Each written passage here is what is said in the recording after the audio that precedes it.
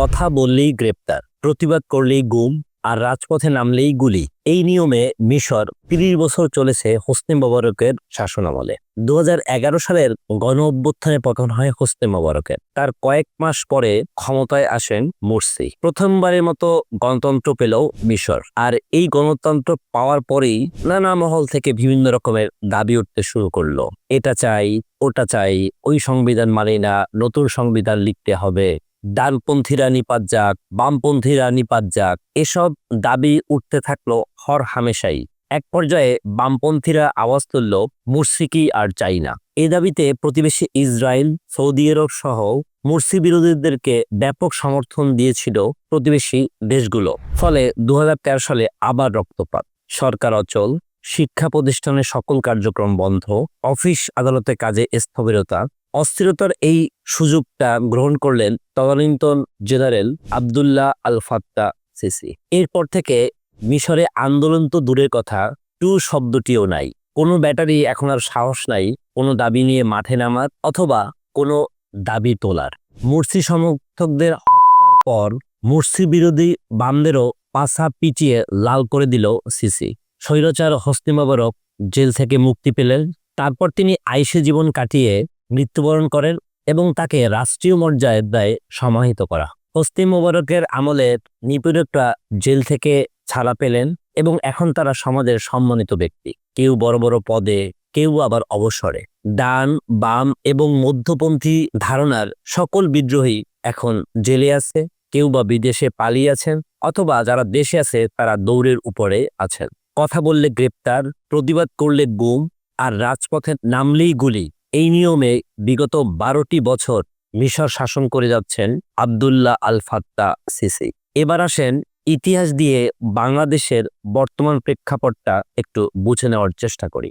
বিগত ১৬টি বছর বাংলাদেশ চলেছে হোসনি মোবারকের ৩০ বছরের স্বৈরশাসকের আদলে।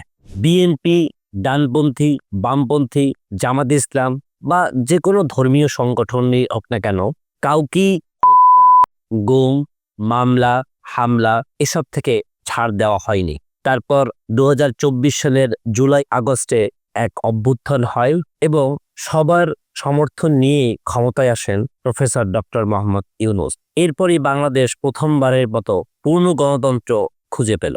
দেখতে দেখতে ক্ষমতা নেওয়ার ৯-১০ মাস অতিবাহিত হয়ে গেল।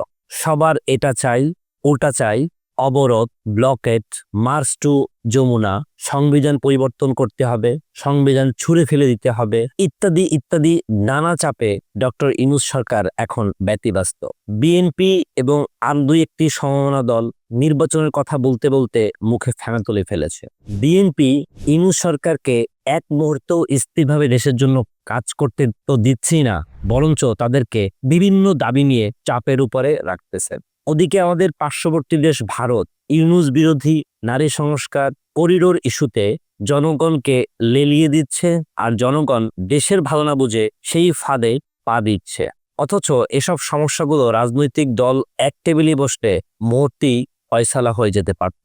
একদিন হয়তো আপনি হুট করে শুনবেন ডক্টর ইউনূস আউট, মানে মিশরের মুরসির মতো অবস্থা। হয়তো পরবর্তীতে কিংবা তৃতীয় একটা শক্তি জেনারেল সিসির মতো কাউকে ক্ষমতায় নিয়ে আসবে, যার পরিচয় হবে নতুন স্বৈরাচার। কিন্তু এই স্বৈরাচারের শক্তি হবে শেখ হাসিনার স্বৈরাচারের চাইতেও দ্বিগুণ। তারপর এই অভাগা জাতি আরো অনেক কঠিন স্বৈরাচারের শোষণে শোষিত হবে বছরের পর বছর, হয়তোবা যুগ অবধি। ২০২৪-এর আন্দোলন যারা করেছিল তারা হয়তো কেউ ফাঁসিতে ঝুলবেন, কেউ হয়তো জেলখানায় পড়ে থাকবেন, আর কেউ কেউ হয়তো দেশ ছেড়ে পালিয়ে বিদেশে আশ্রয় নিতে বাধ্য হবেন। তখন যারা সরকারের কাছে ন্যায্য দাবি আদায় করতে কোনো দাবি তুলবেন বা আন্দোলন করার চেষ্টা করবেন, তাদেরকে ইচ্ছা মতো সেই সরকারটা ঠ্যাঙ্গাইবে, আর সরকারের বিরুদ্ধে করলে আপনাকে দেশ ছাড়া করে ছাড়বে। এই জাতির ক্ষমতার লোভ খুব বেশি। গোলামি করার স্বভাবের কারণে এদের ভাগ্য কখনোই পরিবর্তন হয় না। এই অভাগা প্রজন্মের ভবিষ্যৎ কিন্তু অন্ধকার। সামনে ভয়ঙ্কর বিপদ অপেক্ষা করছে। দেশপ্রেমিক হইলেই আপনি বিপদে পড়বে। বর্তমান রাজনৈতিক পরিস্থিতি বলছে আমাদের কপালে সুখ বলতে কিছুই আর আসবে না বলে মনে হচ্ছে। সামনের পরিস্থিতি আরো খারাপের দিকে যাচ্ছে। সর্বশেষ একটি কথা বলে আমার আজকের কন্টেন্ট শেষ করব। ডক্টর মোহাম্মদ ইউনূস অন্ধের শহরে এসেছিলেন আয়না বিক্রি করতে।